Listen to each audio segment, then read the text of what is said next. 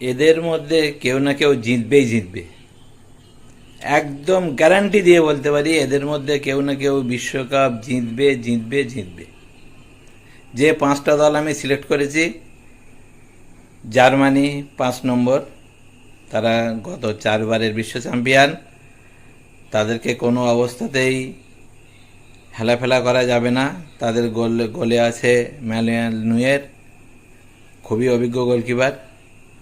এবং 4 নম্বরে আমি রাখবো পর্তুগালকে। পর্তুগালে এটা রোনাল্ডোর শেষ বিশ্বকাপ এবং সেই দলে আছে অসম্ভব প্রতিভা সম্পন্ন অনেক প্লেয়ার। সুতরাং রোনাল্ডো চাইবে তার এই শেষ বিশ্বকাপে কাপটা তুলতে। 3 নম্বরে রাখবো আমি ফ্রান্সকে, যে দলে আছে এমবাপের মতো প্লেয়ার। তারা 2022-এ রানার্স আপ হয়েছিল এবং 2018-তে চ্যাম্পিয়ন হয়েছে।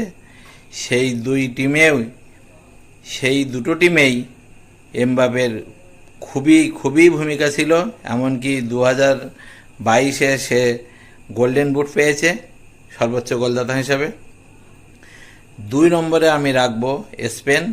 স্পেনের সব তরুণ ছেলেরা দারুণ খেলছে বিশ্বকাপ। কোনো অবস্থাতেই স্পেনকে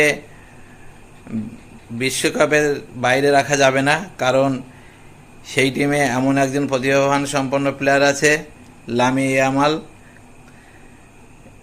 এবং ইউরো কাপে তারা যা খেলেছে তার যদি 80% যদি তারা খেলতে পারে, 80% যদি খেলতে পারে, তাহলে স্পেনকে ধরে রাখা মুশকিল। এবং সবশেষে 1 নম্বরে আমি রাখবো আর্জেন্টিনাকে, কারণ সেই দলে আছে মেসির মতো প্রতিভাবান সম্পন্ন প্লেয়ার, যে আগে 2014-তে রানার্স আপ হয়েছিল, তখনও ক্যাপ্টেন ছিল।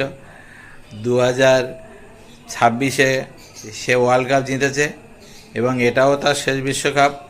এবং সেই দলে 2026-এর চ্যাম্পিয়ন দলের অনেক অনেক খেলোয়াড় আছে যারা 2022-এ তারা আর্জেন্টিনাকে চ্যাম্পিয়ন করেছিল। এবং তাছাড়াও এক ঝাঁক তরুণ প্রতিশ্রুতিমান সম্পন্ন প্লেয়ার আছে। সেই জন্যে আর্জেন্টিনাকে 1 নম্বরে রেখেছি। কোনো অবস্থাতেই এই বিশ্বকাপ এই 5টা টিমের বাইরে যাবে না।